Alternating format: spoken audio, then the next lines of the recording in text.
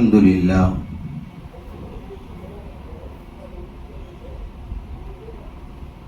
الحمد لله رب العالمين والصلاة والسلام على أشرف المرسلين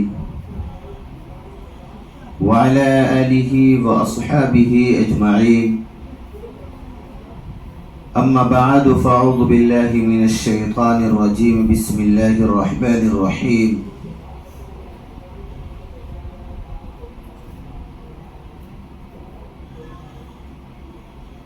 وَلَقَدْ عَلِمْتُمُ الَّذِينَ اعْتَدَوْا مِنكُمْ فِي السَّبْتِ فَقُلْنَا لَهُمْ كُونُوا قِرَدَةً خَاسِئِينَ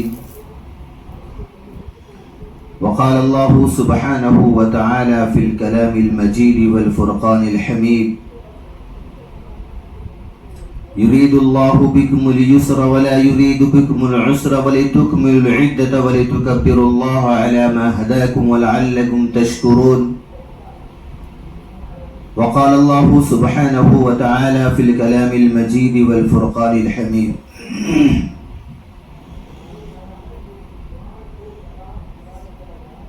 يا أيها الذين آمنوا كتب عليكم الصيام كما كتب على الذين من قبلكم لعلكم تتقون صدق الله المولان العظيم وصدق رسوله النبي الأمين المتين الكريم ونحن على ذلك لمن الشاهدين والشاكرين والحمد لله رب العالمين. عزیزان گرامی، قابل احترام معزز حاضرین مجلس، میری پردہ نشین ماں اور بہنوں، السلام علیکم ورحمۃ اللہ وبرکاتہ۔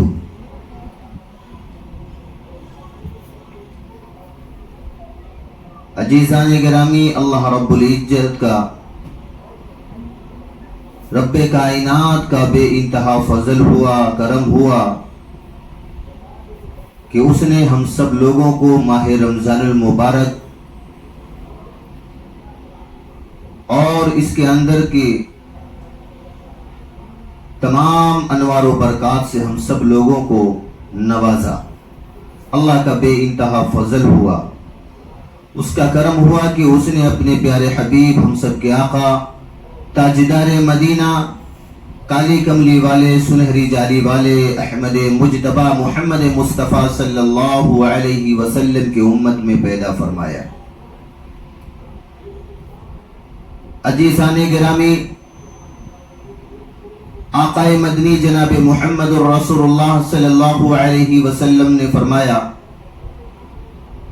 اگر میری امت کو یہ معلوم ہو جائے کہ اللہ جل جلالہ عما نوالہ نے اس ماہ رمضان المبارک کی کتنی فضیلت رکھی ہے، تو میری امت کا ہر فرد یہ خواہش کرے گا کہ اللہ پاک سال کے 12 مہینے ہی روزہ رکھے،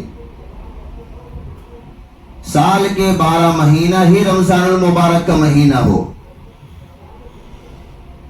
اللہ پاک ہم سب لوگوں کو اس ماہ رمضان المبارک کی قدردانی کی توفیق نصیب فرمائے، اس کے اندر ہم سب لوگوں کو خوب عبادات کرنے کی توفیق نصیب فرمائے، کلام اللہ شریف کی تلاوت کرنے کی توفیق نصیب فرمائے۔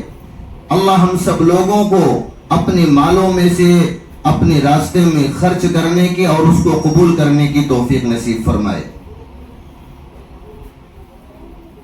عزیزان گرامی، آقا مدنی جناب محمد الرسول اللہ صلی اللہ علیہ وسلم نے اس امت کے لیے بہت روئے۔ کئی حدیثیں ملتی ہیں کہ آقا مدنی جناب محمد الرسول اللہ صلی اللہ علیہ وسلم اپنے سر کو سجدے سے نہیں اٹھا رہے تھے، اور ایسا روتے تھے اس امت کے لیے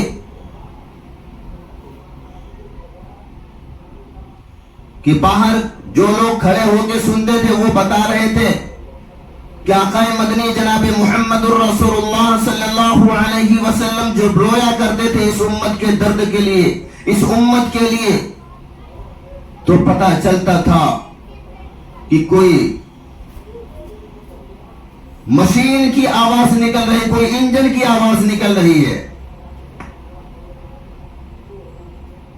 اور جس جگہ پر سجدہ ریز ہوتے تھے وہ جگہ ہی آنسوؤں سے تر ہو جاتی تھی۔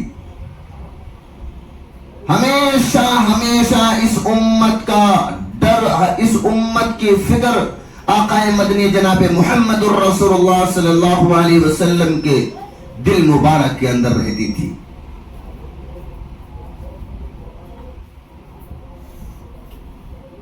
اس امت سے بے انتہا محبت کرنے والے کریم آقا، کالی کملی والے، سنہری جالی والے احمد مجتبی محمد مصطفیٰ صلی اللہ علیہ وسلم کی شایان نشان میں ایک مرتبہ درود پاک پڑھ لیں۔ اللہم صلی علی محمد وعلی آل محمد کما صلیت علی ابراہیم وعلی آل ابراہیم انک حمید مجید۔ اللہم بارک علی محمد وعلی آل محمد کما بارکت علی ابراہیم وعلی آل ابراہیم انک حمید مجید۔ عزیزان گرامی،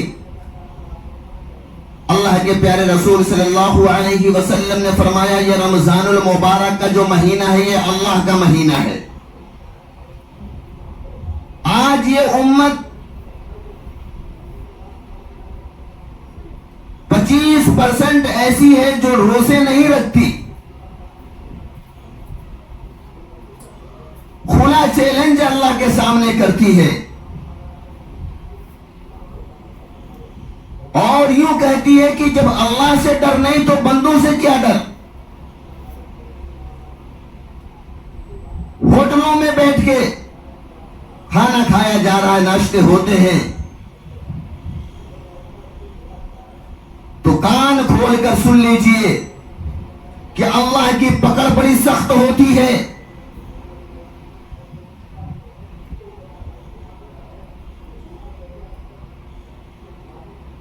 یہ قوم یہود کی قوم تھی، جب وہ اللہ سے بغاوت کرنے لگی، اللہ کی بات نہیں مانی تو اللہ پاک نے اس کو بندر بنا دیا، اور اللہ نے کہا کہ یہ رمضان میرا مہینہ ہے۔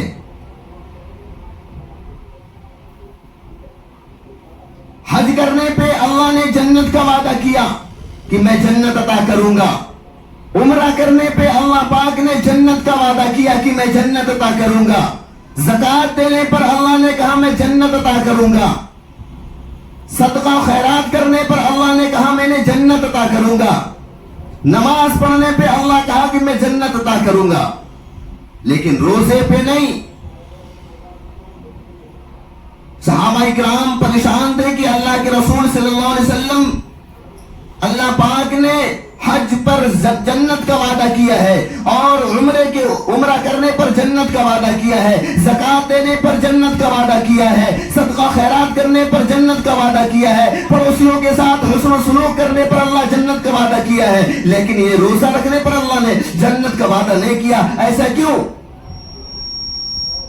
واقع مدنی جناب محمد الرسول اللہ صلی اللہ علیہ وسلم نے فرمایا کہ اللہ پاک فرماتے ہیں انا اجزا بہ، کہ جو میرا بندہ روزہ رکھے گا میں اس پہ جنت عطا نہیں کروں گا، انا اجزا بہ، میں خود اس کا ہو جاؤں گا۔ سبحان اللہ۔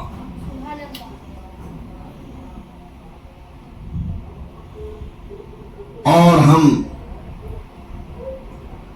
ہمارے دلوں کے اندر روزے کی اہمیت نہیں، ہم تو یوں سو کر روزے گزار دیتے، مارکیٹوں میں بیٹھ کے گپ ساکے لگا کر روزے کے ایام کو گزار دیتے۔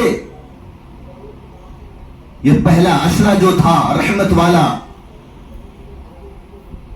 یہ ہماری نظروں کے سامنے سے ایسا گزر گیا کہ ہم کو احساس تک بھی نہیں ہوا۔ آقا مدنی جناب محمد الرسول اللہ صلی اللہ علیہ وسلم نے فرمایا رمضان کا پہلا عشرہ رحمت والا ہوتا ہے اور دوسرا عشرہ مغفرت کا ہوتا ہے اور تیسرا عشرہ جو ہوتا ہے وہ جہنم کی آگ سے آزادی کا ہوتا ہے۔ پہلے عشرے میں اللہ کی رحمت پھیلا دی جاتی ہے، لوٹ لو روزہ رکھنے والوں، اے اللہ کا خوف اپنے دل میں رکھنے والوں بندو، اللہ کی رحمت کو لوٹ لو جتنا لوٹنا چاہتے ہو، سمیٹ لو جتنا سمیٹنا چاہتے ہو۔ وہ پہلا عشرہ ہماری نظروں کے سامنے سے ایسا گزر گیا کہ ہم اللہ کی رحمت کو سمیٹ نہیں سکے، اللہ کی رحمت کو لوٹ نہیں سکے۔ اب ہماری نظروں کے سامنے یہ رحمت کا عشرہ گزرنے کے بعد مغفرت کا عشرہ آیا ہے۔ اب اس عشرے کے اندر ہم اپنا اتنا عاجزی انکساری کے ساتھ اپنے رب کو منا لیں کہ رب راضی ہو جائے اور ہماری مغفرت کر دے۔ یہ عشرہ جو چل رہا ہے مغفرت کا عشرہ چل رہا ہے۔ میرے محترم بزرگوں، دوستو، موسیٰ علیہ السلام کی قوم جو تھی، اللہ پاک نے ان کو منع فرمایا تھا۔ جس طریقے سے ہمارے یہاں جمعہ کا دن سب سے افضل اور سب سے معتبر دن مانا جاتا ہے، ایسے یہودی کے ہاں سنیچر کا دن سب سے افضل، سب سے معتبر، سب سے معزز دن تھا۔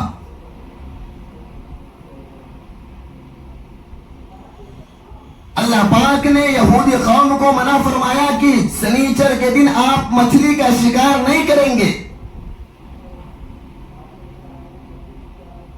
پورے ہفتے آپ مچھلی کا شکار کریں اور مچھلی کھائیں، لیکن سنیچر کے دن آپ مچھلی کا شکار نہیں کریں گے، مچھلی نہیں کھائیں گے۔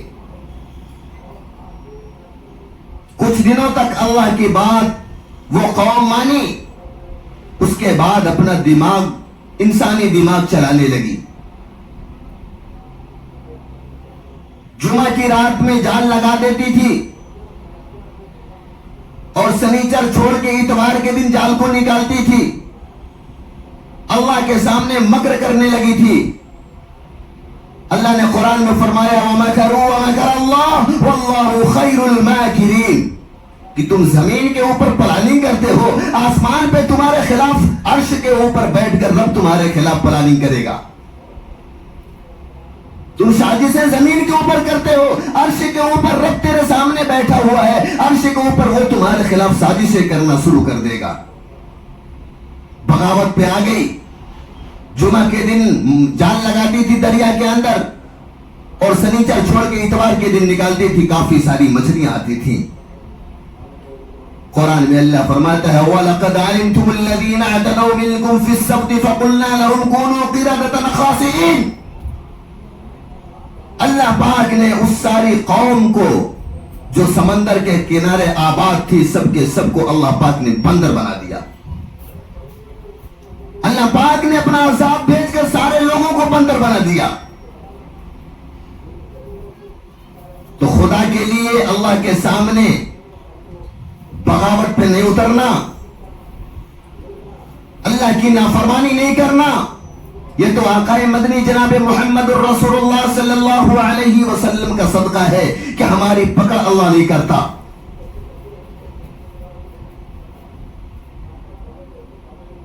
عزیزان گرامی، یہ مہینہ اتنا معتبر مہینہ ہے، اتنا معزز مہینہ ہے، اتنا قدر والا مہینہ ہے کہ اس کی اہمیت ہم کو پتہ نہیں ہے۔ اگر اہمیت پتہ ہوتی تو ہم ایک پل بھی غفلت میں نہیں گزارتے۔ آپ نے سنا ہوگا ایک بہت بڑے بادشاہ گزرے ہیں، بہت بڑے بادشاہ جن کا نام ہارون رشید رحمت اللہ علیہ، بہت بڑے بادشاہ۔ کتابوں میں ملتا ہے کہ مشرق سے لے کر کے مغرب تک ان کی حکومت ہوا کرتی تھی، اور کبھی کبھی ہارون رشید رحمت اللہ علیہ فرماتے تھے مشرق سے مغرب اور شمال سے جنوب تک۔ آسمان کی طرف ایک مرتبہ ہارون رشید رحمت اللہ علیہ اپنی نظر کو اٹھا کے کہتا ہے بارش، اے بادل تو بارش برس، جہاں جہاں تیری بوند پڑے گی، تیرے پانی کا قطرہ پڑے گا، وہاں وہاں پر ہارون رشید کی حکومت ملے گی۔ اتنے بڑے بادشاہ تھے۔ ان کی بیوی تھی، ان کا نام تھا زبیدہ۔ شام کا وقت ہوا، ہارون رشید رحمت اللہ علیہ اپنی بیوی سے نے فرمایا کہ چلو آؤ سمندر کے پاس تفریح کر کے آتے ہیں، گھوم کے آتے ہیں۔ تو اکثر بیویوں کی، عورتوں کی عادت ہوتی ہے، کہتی ہیں آپ آگے آگے چلے، پیچھے ہم آتے ہیں۔ زبیدہ نے بھی کہا اپنے شوہر سے کہ آپ آگے چلے ہم پیچھے آتے ہیں. پردے کا اہتمام کرتے ہوئے زبیدہ نے اپنے گھر سے نکلی اور اس آگے آگے شوہر جا رہے اور پیچھے پیچھے زبیدہ. ہارون رشید رحمت اللہ علیہ جب سمندر کے کنارے پہنچتے ہیں تو دیکھتے ہیں کہ ایک بہت بڑے اللہ کے ولی، ایک بہت بڑے اللہ کے ولی سمندر کے کنارے ریت کے پاس بیٹھے ہوئے ہیں اور اس ریت پر اپنے انگلیوں سے گھر کے نقشے بنا رہے ہیں. ہارون رشید رحمت اللہ علیہ کی نظر جب پڑتی ہے، اس اللہ کے ولی کا نام تھا حضرت بہلول رحمت اللہ علیہ. بہت بڑے اللہ کے ولی تھے. ہارون رشید رحمت اللہ علیہ کی نظر پڑتی ہے کہ حضرت بہلول رحمت اللہ علیہ اللہ کے ولی بیٹھے ہوئے ہیں اور کچھ ریت کے اوپر کر رہے ہیں. وہ ان کے پاس آتے ہیں ہارون رشید رحمت اللہ علیہ اور اللہ کے ولی سے سلام عرض کرتے ہیں، السلام علیکم ورحمت اللہ وبرکاتہ. وہ اللہ کے ولی حضرت بہلول رحمت اللہ علیہ جواب دیتے ہیں، وعلیکم السلام ورحمت اللہ وبرکاتہ. بادشاہ ہارون رشید رحمت اللہ علیہ نے فرمایا کہ اللہ کے ولی یہ آپ کیا کر رہے ہیں؟ تو اللہ کے ولی حضرت بہلول رحمت اللہ علیہ فرمانے لگے کہ تم کو دکھتا نہیں ہے میں اپنے انگلیوں سے نقش بنا رہا ہوں، گھر بنا رہا ہوں. اس ریت کے اوپر میں اپنے انگلیوں سے گھر بنا رہا ہوں. بادشاہ ہارون رشید رحمت اللہ علیہ نے فرمایا کہ آپ اس کا کیا کریں گے؟ تو اللہ کے ولی حضرت بہلول رحمت اللہ علیہ فرمانے لگے میں اس کو فروخت کروں گا. بادشاہ ہارون رشید رحمت اللہ علیہ نے پوچھا کہ کتنے میں بیچو گے؟ اللہ کے ولی حضرت بہلول رحمت اللہ علیہ فرمانے لگے یہ 1 درہم میں بیچوں گا اور اس محل کو، اس گھر کو میرے جو خریدے گا اللہ اس کے لیے جنت میں محل دے گا. بادشاہ ہارون رشید رحمت اللہ علیہ مسکرائے اور چل دیے. بولے مجذوب ہے، اللہ کا ولی ہے، کچھ بھی بولتے ہیں. یہ مٹی کے اوپر، ریت کے اوپر گھر بنا رہے اور 1 درہم میں بیچ رہے. بولے 1 درہم میں جو خریدے گا اللہ اس کو جنت میں محل عطا فرمائے گا. بادشاہ ہارون رشید رحمت اللہ علیہ مسکرا کر چل دیے، دریا کی طرف چلے گئے. پیچھے سے ان کی بیوی حضرت زبیدہ آ رہی تھی. انہوں نے دیکھا کہ اللہ کے بہت بڑے ولی جن کا نام حضرت بہلول رحمت اللہ علیہ ہے وہ ریت کے اوپر کچھ کر رہے ہیں. پردے کی حالت میں تھی اور آئیں اور سلام عرض کی، السلام علیکم ورحمت اللہ وبرکاتہ. اللہ کے ولی نے فرمایا وعلیکم السلام ورحمت اللہ وبرکاتہ. انہوں نے پوچھا کہ اے اللہ کے ولی آپ کیا کر رہے ہیں؟ اللہ کے ولی حضرت بہلول رحمت اللہ علیہ نے فرمایا میں گھر بنا رہا ہوں اور یہ جو خریدے گا اس کے بدلے میں اللہ اس کو جنت میں محل عطا فرمائے گا. وہ حضرت زبیدہ پوچھی کہ اے اللہ کے ولی یہ کتنے میں بیچیں گے؟ انہوں نے کہا کہ 1 درہم میں. حضرت زبیدہ نے 1 درہم نکال کر اللہ کے ولی کو دے دیا اور آگے چلی گئی. سمندر کے کنارے سیر و تفریح کرنے کے بعد گھر پہ آتی ہیں اور شوہر بھی آیا. رات کا وقت ہوا، کھانے وغیرہ سے فارغ ہونے کے بعد بستر پہ گئے. ایک طرف بیوی سوئی ہے اور دوسری طرف شوہر، بیوی زبیدہ اور دوسری طرف شوہر ہارون رشید بادشاہ جو تھا وہ دونوں ایک بستر پر سوئے ہوئے ہیں. سونے کے بعد ہارون رشید رحمت اللہ علیہ جو بادشاہ تھے اس وقت کے، انہوں نے خواب دیکھا کہ میں جنت میں گھوم رہا ہوں، جنت میں تفریح کر رہا ہوں، جنت کے حسن کو دیکھ رہا ہوں. ایسا چمک دمک جنت، ایسی چمک دمک والی جنت ہے، میں اس کے اندر تفریح کر رہا ہوں، گھوم رہا ہوں. لیکن اس جنت کے اندر گھومتے گھومتے میں ایک طرف گیا، ادھر دیکھا ایک بہت بڑا محل ہے، بڑا خوبصورت حسین و جمیل محل ہے اور اس کے اوپر لکھا ہوا ہے محل زبیدہ. میری نظر جب اس محل کے اوپر پڑتی ہے تو تو میں اس محل کے اندر جانا چاہتا ہوں. سامنے سب دربان لوگ کھڑے تھے, واچ مین کھڑے تھے. مجھ سے پوچھنے لگے کہاں جا رہے ہو, تم کون ہو؟ ہارون رشید رحمت اللہ علیہ فرمانے لگے کہ میں نے کہا میں بادشاہ ہوں اور میں جنت میں جا رہا ہوں. اس دربانیوں نے کہا تم زمین کے اوپر کے بادشاہ ہو, یہ جنت ہے, یہاں پہ تمہاری بادشاہت نہیں چلے گی. تم بادشاہ ہوں گے دنیا کے, یہ دنیا نہیں ہے. میرے محترم بزرگوں اور دوستوں,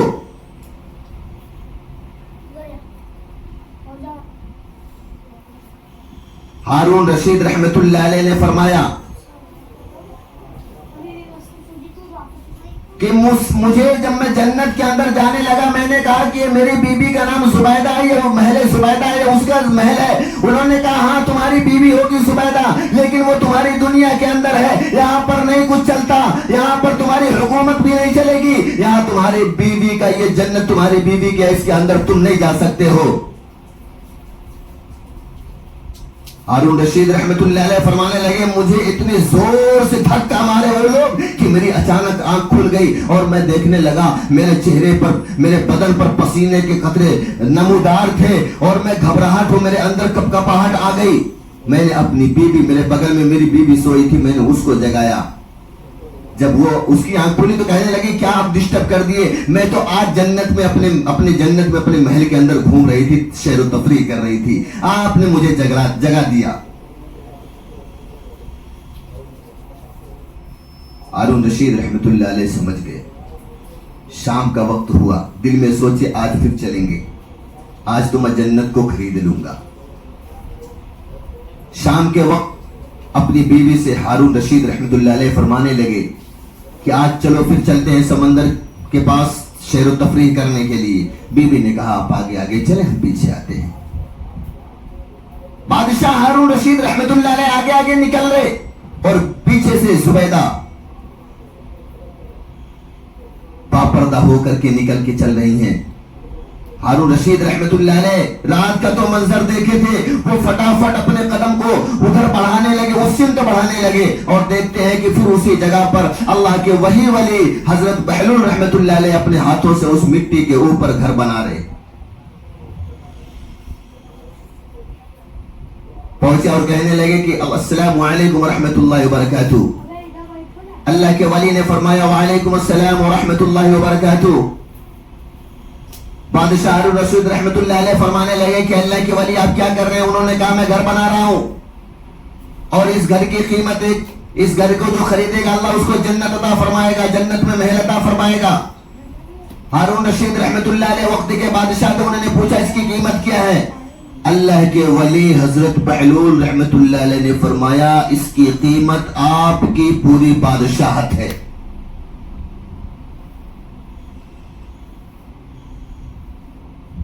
بادشاہ ہارون رشید رحمت اللہ علیہ دنگ ہو رہ گئے اور کہنے لگے کہ اللہ کے ولی کل آپ نے اس کی قیمت 1 درہم بتائی تھی اور آج آپ بتا رہے کہ آپ کی پوری بادشاہت ہے. انہوں نے کہا اللہ کے ولی حضرت بہلول رحمت اللہ علیہ نے فرمایا کل جب میں اس کی قیمت بتایا تھا 1 درہم ہے, تب تم جنت نہیں دیکھے تھے. رات میں جنت سے تم کو دھکے مار کر نکال کے باہر کیا گیا, تو آج آئے ہو واپس اس کو خریدنے کے لیے. تم جنت کا حسن دیکھ کر کے آئے ہو, لوگ تم کو جنت کے دربار تم کو دھکا مار کر نکالے ہیں, واپس تم اس کو خریدنے آئے ہو, اس کی قیمت تمہاری پوری بادشاہت ہے. بتانے کا مطلب یہ ہے میرے محترم بزرگوں اور دوستوں کہ اللہ پاک نے اس ماہ مبارک رمضان المبارک کے مہینے میں اپنی اتنی رحمت اور اتنی مغفرت اور اتنا جہنم کی آگ سے آزاد ہونے کا پروانہ اس کے اندر رکھا ہوا ہے.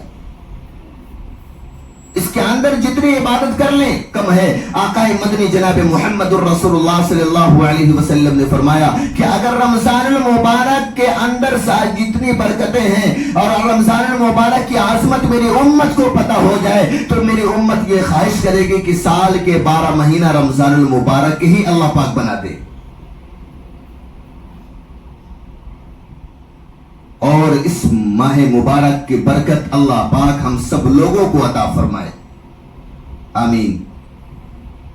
عزیزان گرامی، جس وقت یہ روزہ فرض ہوا تھا اس وقت عشاء کے بعد سے شروع ہوتا تھا اور مغرب کے وقت تک رہتا تھا۔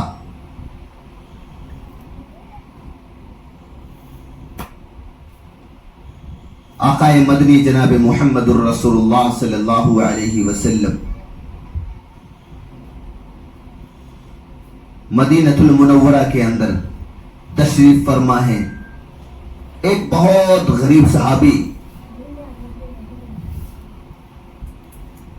جن کا نام حضرت قیس رضی اللہ تعالی عنہ ہے، بڑے غریب صحابی ہیں، بہت غریب صحابی ہیں۔ ان کا واقعہ ہماری نظروں کے سامنے کئی مرتبہ آ چکا، لیکن بتانے کا مطلب یہ ہے کہ یہ امت اللہ کی نظر میں بھی بہت محبوب امت ہے، اور یہ امت جس نبی کو اپنا نبی مانتی ہے وہ نبی بھی اللہ کی نظر میں سارے نبیوں سے افضل ہے، سارے نبیوں سے محبوب ہے۔ اللہ نے ہم سب کے نبی جناب محمد الرسول اللہ صلی اللہ علیہ وسلم کے دل کے اندر تھوڑا سا خیال آیا، اللہ نے قبلے کو چینج کر دیا، اور اس امت کے اوپر اللہ نے ترس کھایا، روزے کے وقت کو کم کر دیا۔ میرے عزیزان گرامی، اللہ پاک نے اس امت کے صدقے میں اللہ پاک نے روزے کے وقت کو کم کر دیا۔ مدینہ المنورہ کے اندر ایک صحابی رسول صلی اللہ علیہ وسلم ہیں جن کا نام حضرت قیس رضی اللہ تعالی عنہ ہے۔ مدینہ کے اندر وہ ان کا کام رہتا تھا کہ وہ جنگل میں جاتے تھے اور لکڑیاں کاٹتے تھے، لکڑی کو کاٹنے کے بعد اپنے کندھے پہ رکھ کر مدینہ المنورہ کی مارکیٹ میں لے کے جا کے بیچتے تھے، اور اس سے ان کے گھر کے اخراجات پورے ہوتے تھے۔ رمضان المبارک کا مہینہ آیا اور وہ صحابی روزے کی حالت میں جنگل میں گئے، لکڑیاں کاٹی اور اپنے کندھے پہ رکھے اور مدینہ کی مارکیٹ میں، مدینہ کی بازار میں لے کے جا کے اس کو فروخت کیا۔ واپس گھر پہ آتے ہیں، مغرب کی اذان ہوتی ہے، مسجد نبوی میں نماز پڑھنے کے لیے جاتے ہیں۔ نماز پڑھنے کے بعد واپس گھر پہ گئے اور بیوی سے کہا کہ میں بہت تھکا ہوں، آپ کھانا بنا لیں اور میں آرام کرتا ہوں، کھانا ہو جائے گا تیار جب تو مجھے اٹھا دینا۔ بیوی نے کہا ٹھیک ہے۔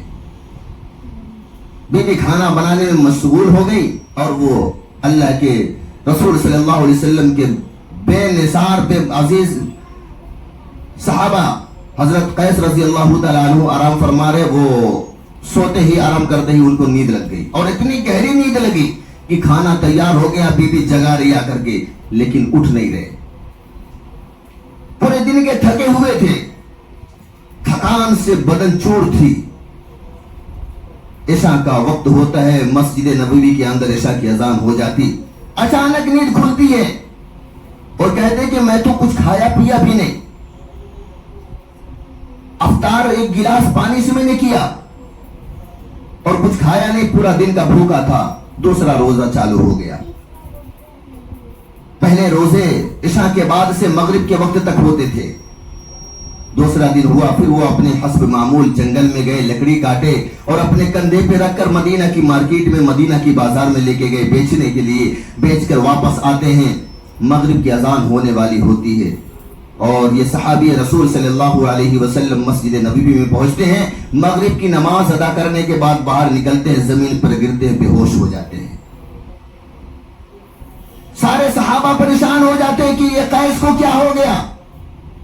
آقا مدنی جناب محمد الرسول اللہ صلی اللہ علیہ وسلم بھی تشریف لاتے ہیں، سارے صحابہ رضوان اللہ تعالی مجمعین کا جنب غفیر لگا ہوا ہے۔ سب نے دیکھا کہ آقا مدنی جناب محمد الرسول اللہ صلی اللہ علیہ وسلم کے چہرے مبارک کے اوپر پسینے کے آثار ظاہر ہونے لگے۔ پتہ چلتا تھا جب آقا مدنی جناب محمد الرسول اللہ صلی اللہ علیہ وسلم کے چہرے مبارک کے اوپر پسینے کے آثار نمودار ہوتے تھے تو اس سے یہ پتہ چلتا تھا کہ وحی طاری ہو رہی ہے۔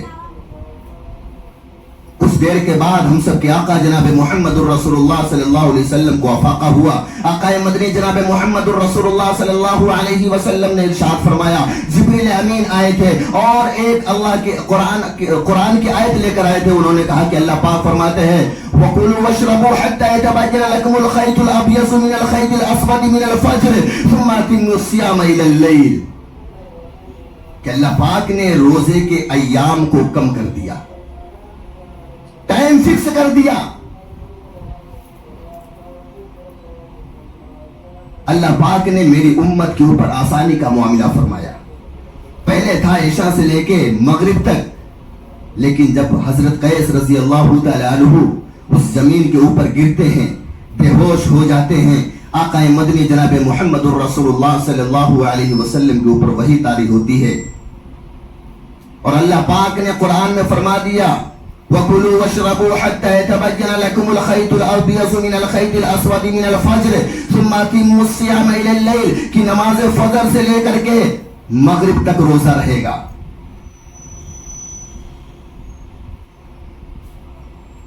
اللہ پاک نے یہ رمضان المبارک کے ایام کو جو ہم لوگوں کو عطا فرمایا ہے کہ اس کے اندر ہم سب لوگوں کو اللہ پاک محبوب امتی بنانا چاہتا ہے, ہمارے گناہوں سے پاک کرنا چاہتا ہے. قرآن میں اللہ فرماتا ہے یا ایھا الذین آمنوا کتب علیکم الصیام کما کتب علی الذین من قبلکم لعلکم تتقون کہ اے ایمان والو, ہم نے تمہارے اوپر روزے کو فرض کیا ہے جس طریقے سے پچھلی امتوں پہ ہم نے روزے کو فرض کیا تھا تاکہ تم پرہیزگار متقی بن جاؤ. اللہ پاک نے پورے قرآن کے اندر تقریباً 33 مرتبہ لعلکم تتقون کے لفظ کو استعمال کیا. ایک مرتبہ اللہ کے پیارے رسول صلی اللہ علیہ وسلم مسجد نبوی کے اندر بیٹھے ہیں, سارے صحابہ اکرام رضوان اللہ تعالی علیہ مجمعین کا مجمع لگا ہوا ہے. آقا مدنی جناب محمد الرسول اللہ صلی اللہ علیہ وسلم نے فرمایا این معاذ. حضرت معاذ رضی اللہ تعالیٰ عنہ کھڑے ہوتے اور کہتے لبیک و سعدیک یا رسول اللہ. اللہ کے پیارے رسول صلی اللہ علیہ وسلم میں حاضر ہوں. اللہ کے پیارے رسول صلی اللہ علیہ وسلم نے فرمایا اے معاذ, میرا دل چاہتا ہے تم مدینہ چھوڑ کر یمن چلے جاؤ, تم مدینہ چھوڑ کر یمن چلے جاؤ. اتنا سننا تھا کہ حضرت معاذ رضی اللہ تعالیٰ عنہ کے آنکھوں سے اشک جاری ہو گئے, چہرے کی رنگت غائب ہو گئی اور ان کی منڈی جھک گئی. ہم سب کے آقا جناب محمد الرسول اللہ صلی اللہ علیہ وسلم نے فرمایا کہ لگتا ہے معاذ نہیں جانا چاہتے. اللہ کے رسول صلی اللہ علیہ وسلم نے فرمایا معاذ بیٹھ جاؤ. کچھ دن کے بعد پھر مسجد نبوی کے اندر سارے صحابہ موجود ہیں. آقا مدنی جناب محمد الرسول اللہ صلی اللہ علیہ وسلم خطاب فرما رہے اور کہہ رہے کہ اینا معاذ, میرا معاذ کہاں ہے؟ حضرت معاذ رضی اللہ تعالیٰ عنہ کھڑے ہوتے اور کہتے لبیک و سعدیک یا رسول اللہ. اللہ کے پیارے رسول صلی اللہ علیہ وسلم میں حاضر ہوں. اللہ کے پیارے رسول ہم سب کے آقا جناب محمد الرسول اللہ صلی اللہ علیہ وسلم نے فرمایا اے معاذ, میرا دل چاہتا ہے کہ تم مدینہ چھوڑ دو اور یمن چلے جاؤ. اتنا سننا تھا کہ پھر واپس حضرت معاذ رضی اللہ تعالیٰ عنہ کے آنکھوں سے اشک جاری ہو جاتے, چہرے کی رنگت غائب ہو جاتی اور ان کی منڈی جھک جاتی. آقا مدنی جناب محمد الرسول اللہ صلی اللہ علیہ وسلم سمجھ جاتے کہ حضرت معاذ رضی اللہ تعالیٰ عنہ جانا نہیں چاہتے. وہ کہتے ہیں بیٹھ جاؤ. کچھ دن کے بعد پھر مجمع لگتا ہے مسجد نبوی کے اندر. آقا مدنی جناب محمد الرسول اللہ صلی اللہ علیہ وسلم سارے صحابہ کے سامنے خطاب فرما رہے اور کہتے ہیں اینا معاذ, میرا معاذ کہاں ہے؟ حضرت معاذ رضی اللہ تعالیٰ عنہ کھڑے ہوتے اور کہتے ہیں لبیک و سعدیک یا رسول اللہ. اللہ کے رسول صلی اللہ علیہ وسلم میں حاضر ہوں. اللہ کے پیارے رسول صلی اللہ علیہ وسلم نے فرمایا اے معاذ, میرا حکم ہے کہ تم مدینہ چھوڑ دو اور یمن چلے جاؤ. حضرت معاذ رضی اللہ تعالیٰ عنہ اٹھتے ہیں اور مجمع سے نکل جاتے ہیں, محفل سے نکل کے چلے جاتے ہیں. صحابہ اکرام رضوان اللہ تعالی علیہ مجمعین کی بڑی جماعت تھی, پریشان ہو گئی کہ کچھ بولے نہیں حضرت معاذ اور نکلے چلے گئے. لگتا ہے ان کو آقا مدنی جناب محمد الرسول اللہ صلی اللہ علیہ وسلم کی بات پسند نہیں آئی. کچھ دیر کے بعد دیکھتے ہیں کہ حضرت معاذ رضی اللہ تعالیٰ عنہ گئے گھر پر اور اونٹنی کو لیا, تیار کیا, سارے سامان اس کے اوپر رکھے, لے کر مسجد نبوی کے صلی اللہ علیہ وسلم کے گیٹ کے سامنے آ کے کھڑے ہو گئے. سارے صحابہ دیکھ کر حیران کہ حضرت معاذ تو یہاں سے اب بھی گئے تھے, واپس اٹھنی لے کر آئے. 3 مرتبہ اللہ کے رسول کہہ چکے ہیں کہ تم مدینہ چھوڑ دو اور یمن چلے جاؤ, ابھی تک نہیں جا رہے تھے. اللہ کے پیارے رسول صلی اللہ علیہ وسلم نکلتے ہیں اور کہتے ہیں معاذ آج تم نے اٹھنی لے کر آئے. بولے اللہ کے رسول آپ ہی نے تو فرمایا کہ میرا حکم ہے اے معاذ تم مدینہ چھوڑ دو, یمن چلے جاؤ. تم نے اتنا علم سیکھ لیا ہے کہ تم وقت کے مفتی ہو, اور یمن جانے کے بعد وہاں پہ اللہ کے بندے اللہ سے تعلق کو اپنے توڑ لیے ہیں. وہاں پر جا کر اللہ کے بندوں کو اللہ سے ملواؤ, وہاں پر جا کر کے قرآن کی تعلیم دو, وہاں پر جا کر کے حدیث فقہ کی تعلیم دو. وہاں پر لوگ دین سے دور ہو گئے ہیں, لوگوں کے اندر تک دین پہنچاؤ, اور وہاں پر جا کر کے اسلام کے لیے خوب محنت کرو. اس یمن تم جاؤ گے معلم بن کے جاؤ گے. انہوں نے کہا کہ اللہ کے رسول صلی اللہ علیہ وسلم نے آپ ہی نے فرمایا, اللہ کے رسول نے فرمایا میں تو 3 مرتبہ کہہ چکا ہوں کہ تم مدینہ چھوڑ دو اور چلے جاؤ. حضرت معاذ رضی اللہ تعالیٰ عنہ نے فرمایا کہ اللہ کے رسول صلی اللہ علیہ وسلم آپ نے اس سے پہلے کہا تھا کہ میرا دل چاہتا ہے تم مدینہ چھوڑ دو اور یمن چلے جاؤ. آج آپ نے فرمایا یہ میرا حکم ہے, اور کوئی بھی مرد, مومن مرد یا مومن عورت ہو, اللہ کا اور اللہ کے رسول کا حکم ہو, اگر وہ نہ مانے تو وہ جہنمی ہے. اللہ نے قرآن میں کئی جگہ ارشاد فرمایا, اللہ قرآن میں فرماتا ہے وَمَا آتَاكُمُ الرَّسُولُ فَخُذُوهُ وَمَا نَهَاكُمْ عَنْهُ فَانْتَهُوا, کہ اگر میرا محبوب کسی کام کو کرنے کا حکم کرے تو وہ اس امت کو کرنا ضروری ہو جائے گا. اگر میرا محبوب کسی کام سے روکے تو اس امت کو اس سے رکنا اس کے لیے ضروری ہو جائے گا, ضروری فرض کے قریب آتا ہے. تو اللہ کے رسول صلی اللہ علیہ وسلم جب فرمائے کہ حضرت معاذ رضی اللہ تعالیٰ عنہ نے جب فرمایا کہ اللہ کے رسول صلی اللہ علیہ وسلم مسافہ کر لیجیے اور میں جاتا ہوں یمن, اللہ کے رسول صلی اللہ علیہ وسلم نے فرمایا نہیں, میرے پاس جبریل امین آئے تھے اور کہا کہ حضرت معاذ کو اونٹنی کے اوپر بیٹھاؤ اور اپنے ہاتھ میں رسی کو پکڑو اور مدینہ کی سرحد تک چھوڑ کے آؤ. حضرت معاذ رضی اللہ تعالیٰ عنہ کہنے لگے اللہ کے رسول آپ تو بادشاہوں کے بادشاہ ہیں, ہم تو غلام ہیں, ہم اٹھنی پہ کیسے بیٹھیں گے. آقا مدنی جناب محمد الرسول اللہ صلی اللہ علیہ وسلم نے فرمایا معاذ یہ بھی میرا حکم ہے, کیونکہ اللہ نے عرش کے اوپر فیصلہ کر چکا ہے, تمہارا نام لے کے فیصلہ کیا عرش کے اوپر کیا ہے. حضرت معاذ رضی اللہ تعالیٰ عنہ اٹھنی کے اوپر بیٹھتے ہیں اور آقا مدنی جناب محمد الرسول اللہ صلی اللہ علیہ وسلم کے نبوت والے ہاتھ میں وہ اونٹنی کی رسی رہتی ہے, اور آگے آقا مدنی جناب محمد الرسول اللہ صلی اللہ علیہ وسلم جا رہے ہیں اور اونٹنی کے اوپر سوار ہو کر کے غلام چل رہا ہے.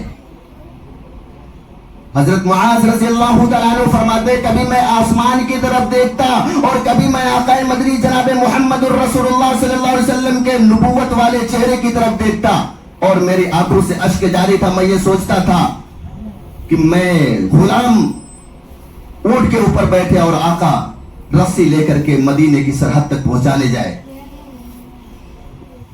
حضرت معاذ رضی اللہ تعالیٰ عنہ کہتے ہیں میں اللہ کے رسول صلی اللہ علیہ وسلم سے بہت محبت کرتا تھا, اتنی محبت کرتا تھا کہ میرے گھر کے اندر فاقے ہوتے تھے, فاقے پہ فاقہ ہوتا تھا. میرے بچے جو تھے روٹی کے ٹکڑے کھا لیتے تھے لیکن میں نہیں کھاتا تھا. مجھے بھوک کی شدت جب لگتی تھی تو میں آ کر کے آقا مدنی جناب محمد الرسول اللہ صلی اللہ علیہ وسلم کا چہرہ مبارک دیکھ لیتا تھا, میری بھوک ختم ہو جاتی تھی.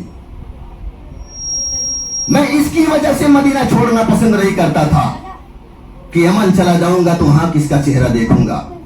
جب مدینے کی سرحد تک پہنچے تو اللہ کے رسول صلی اللہ علیہ وسلم نے اپنے نبوت والے ہاتھ سے اس رسی کو چھوڑ دیتے ہیں اور حضرت معاذ رضی اللہ تعالیٰ عنہ اونٹنی سے اترتے ہیں, اپنے ہاتھوں کو بڑھاتے ہیں اور دل میں یہ عہد کرتے ہیں کہ میں روؤں گا نہیں, اس لیے نہیں روؤں گا کہ اگر میں روؤں گا تو آقا علیہ الصلوۃ والسلام کو تکلیف ہوگی. آقا علیہ الصلوۃ والسلام جب یہاں سے چلے جائیں گے میں یمن کی طرف تھوڑا آگے بڑھوں گا, بیٹھ کے جتنا رونا رہے گا مجھے رو لوں گا, لیکن حضور صلی اللہ علیہ وسلم کے سامنے نہیں رہوں گا. آقا علیہ الصلوۃ والسلام کو تکلیف پہنچنا یہ معاذ کو برداشت نہیں ہے.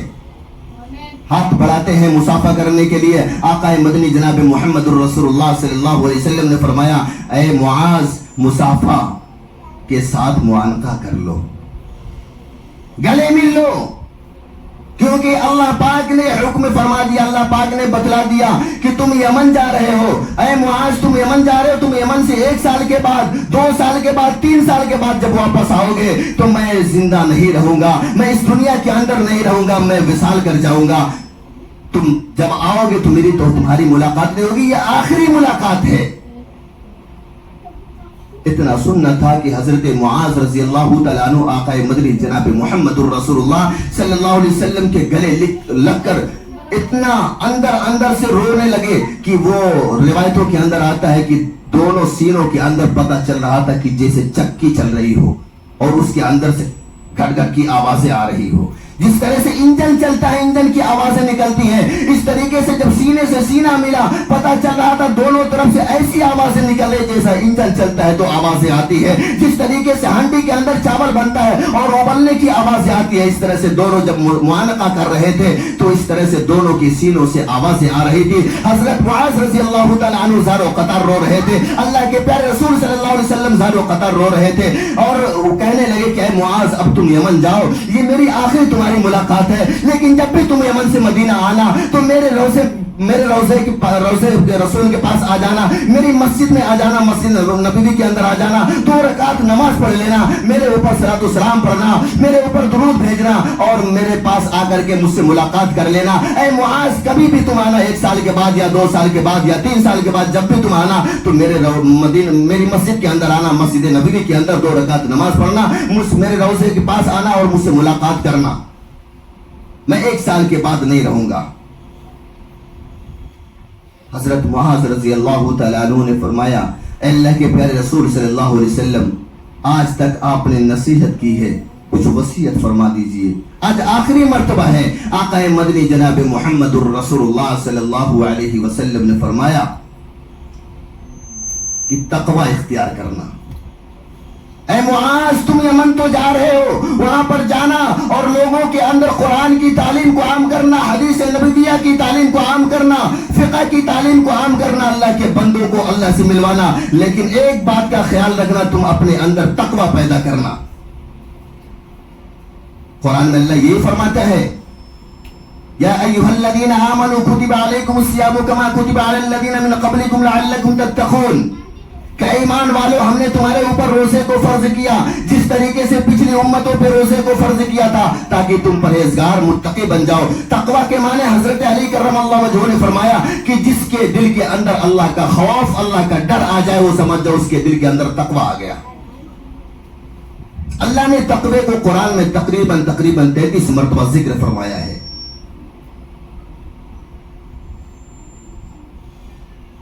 حضرت معاذ رضی اللہ تعالیٰ عنہ سے فرمایا آقا مدنی جناب محمد الرسول اللہ صلی اللہ علیہ وسلم کہ اے معاذ تقوی کو اختیار کرنا، یعنی اپنے دل کے اندر اللہ کا خوف، اللہ کا ڈر پیدا کرنا۔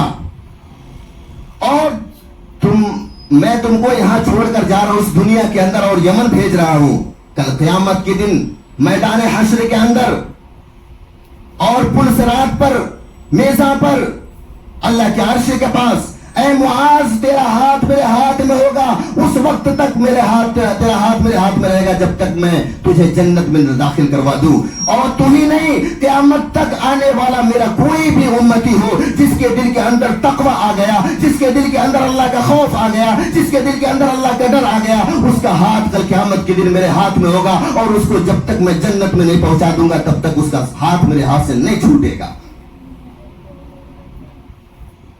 عزیزان گرامی، وقت زیادہ ہو گیا، اللہ ہم سب لوگوں کو آقا مدنی جناب محمد الرسول اللہ صلی اللہ علیہ وسلم کے طریقے کے مطابق زندگی گزارنے والا بنائے۔ اللہ ہم سب لوگوں کو روزے کے عظمت اور اس کی انوار و برکات سے ہم سب لوگوں کو مستفیض ہونے کی توفیق نصیب فرمائے۔ اللہ اپنی محبت اور اپنے آقا جناب محمد الرسول اللہ صلی اللہ علیہ وسلم سے ہم سب لوگوں کو سچی پکی محبت کرنے والا بنائے۔ وما علینا الا البلاغ، جن حضرات نے سنت نہ پڑھی سنت سے فارغ ہو جائے۔